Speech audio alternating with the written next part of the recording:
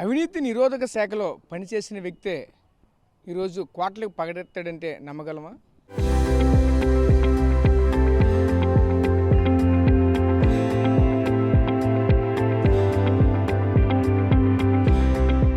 అవును, ఈరోజు విజయనగరంలో అలాంటి సిచ్యువేషనే జరిగిందని చెప్పాలి. ఎందుకంటే అవినీతి శాఖలో పనిచేసినటువంటి ఒక సాధారణ హోంగార్డు ఆస్తుల విలువ 20 కోట్లకు మించే ఉన్నాయి అంటున్నారు.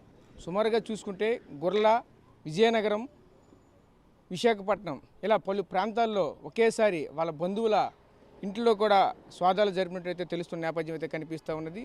ఎందుకంటే అవినీతి నిరోధక శాఖ ఏసీబీ శాఖలోనే ఒక హోంగార్డుగా చేస్తూ ఇంత ఆస్తులు ఎలా సంపాదించారనుకుంటున్నారా? ముఖ్యంగా చూసుకుంటే ఏదైతే ఇందులో పనిచేస్తూ ఎవరైతే అవినీతికి పాల్పడినటువంటి ఉద్యోగులు ఉంటారో వాళ్ళకి ఇన్ఫార్మల్గా మారినటువంటి పరిస్థితి కనిపిస్తూ ఉన్నాయి.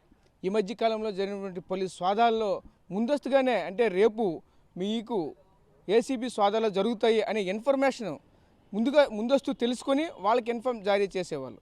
ఇదే క్రమంలో వాళ్ళ నుంచి వచ్చినటువంటి లంచాన్ని ఈ విధంగా ఆస్తులు కూడగట్టాయి అంటూ కూడా మరొకటి చెప్తున్నారు. ప్రస్తుతానికైతే మనం విజయనగరం జిల్లా విజయనగరం పట్టణ పరిధిలో ఉన్నటువంటి బీసీ కాలనీ సమీపంలో ఉన్నటువంటి అపార్ట్మెంట్ వద్ద అయితే ప్రస్తుతం అవుతుంది. ఇక్కడ చూస్తూ ఉంటే లక్ష్మీ నివాస్ 2 అపార్ట్మెంట్, ఇందులో చూస్తూ 4th ఫ్లోర్లో ప్రస్తుతానికైతే హోంగార్డ్గా పనిచేస్తున్నటువంటి శ్రీనివాస్ అయితే నివాసం అయితే ఉంటున్నారు. ప్రస్తుతానికి చూసుకుంటే ముమ్మరంగా ఏసీబీ స్వాదాలు అయితే జరుగుతూ ఉన్నాయి. ఇప్పటికే కీలకమైనటువంటి డాక్యుమెంట్లు కూడా ఏసీబీ అధికారులు తీసుకున్నటువంటి పరిస్థితి కనిపిస్తుంది. దీనిపైన ఇంకా పూర్తి స్థాయిలో ఇక ఏం జరుగుతుందని కూడా ప్రతి అంశాన్ని కూడా కులంకుశంగా ప్రతి అంశాన్ని కూడా చూస్తున్న పరిస్థితి కనిపిస్తూ ఉన్నాయి. ముఖ్యంగా చూసుకుంటే ఇతనికి ఉన్నటువంటి బంధువులు, స్నేహితులు, ఇతనికి ఉన్నటువంటి పరిచయస్తులు ఎవరైతే ఉన్నారో వాళ్ళందరూ ఇంట్లో కూడా ఒకవైపు స్వాదాలు అయితే ముమ్మరంగా జరుగుతున్న నేపథ్యం అయితే కనిపిస్తూ ఉన్నాయి. ఎందుకంటే ముఖ్యంగా చూసుకుంటే ఇప్పటికే కీలకమైనటువంటి దస్తావేజులు అలాగే డాక్యుమెంట్లు ప్రతిదీ కూడా ఇప్పటికే దీనికి అన్నిటి కూడా స్వాధీనం అయితే పరుచుకున్నారు. ఈ స్వాధీనం పరుచుకున్న తర్వాత దీనికి సంబంధించి ఎవరెవరికి లింకులు ఉన్నాయి, ఎవరెవరితో మాట్లాడుతున్నారు అనే అంశాలను కూడా ప్రతిదీ కూడా క్షుణ్ణంగా పరిస్థితి కనిపిస్తుంది. ఎందుకంటే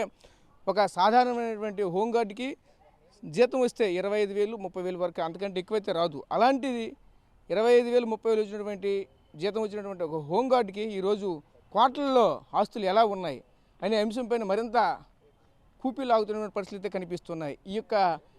ఇందులో దీనికి సంబంధించి ఇంకా ఏసీబీ అధికారుల్లోనే ఇంకెవరైనా ఉన్నారా అంటే దీనికి ఒక విధంగా చెప్పాలండి. ఎందుకంటే ఏసీబీలో పనిచేస్తున్నటువంటి ఒక హోంగార్డ్కే ఇన్ని ఆస్తులు ఉంటే ఏసీబీ అధికారులకు కూడా ఇంకెంత ఆస్తులు ఉంటాయి అనే కోణంలో కూడా ప్రజలు చర్చించుకునే పరిస్థితి కనిపిస్తుంది. ఎందుకంటే వీళ్ళంతా కూడా ఒకటే కుమ్మక్కై ఇటువంటి పనులు చేశారంటూ కూడా చెప్పుకొస్తున్నారు. ఈరోజు అవినీతి నిరోధక శాఖ పలువురిని పైన ఇటువంటి అవినీతి వాళ్ళపైనటువంటి వ్యక్తులపైన దాడులు చేసినటువంటి తరుణంలోనే ఇటువంటివన్నీ బయటపడుతూ ఉంటాయి. ఇదే క్రమంలో ఈరోజు ఇటువంటి స్వాదాలు జరుగుతూ ఉన్నాయి. ఈ క్రమంలో ఎందుకంటే ఆ శాఖలో పనిచేసినటువంటి వ్యక్తే మరి ఈరోజు అదే శాఖలో ఉన్నటువంటి అధికారులకి ఈరోజు దొరికిపోయాడంటే ఏ విధంగా ఉందనే మనం చూడాలి. ఇటువంటి అవినీతి ఏ విధంగా కుంకటేళ్లతో పేరుకుపోయిందని కూడా దీనికి సంబంధించి అయితే చెప్పుకోవాల్సినటువంటి ఆవశ్యకత ఎంతైనా కనిపిస్తూ ఉన్నది. ప్రస్తుతానికైతే ఇంకా కొనసాగుతున్న పరిస్థితి కనిపిస్తూ ఉన్నాయి. ఇంకా 20 కోట్లైనా 20 కోట్లు మించి ఉంటాయి అనేది కూడా ఇంకా పూర్తి వ్యవహారం అయితే ఇంకా రావాల్సి అయితే ఉంది. కెమెరా పర్సన్ నాయుడుతో రాజేష్, RTV, విజయనగరం నుంచి. Local to global news at your fingertips. మీ చేతిలో ఒక ఆయుధం. Download Raw TV app. Media legend Ravi Prakash is back.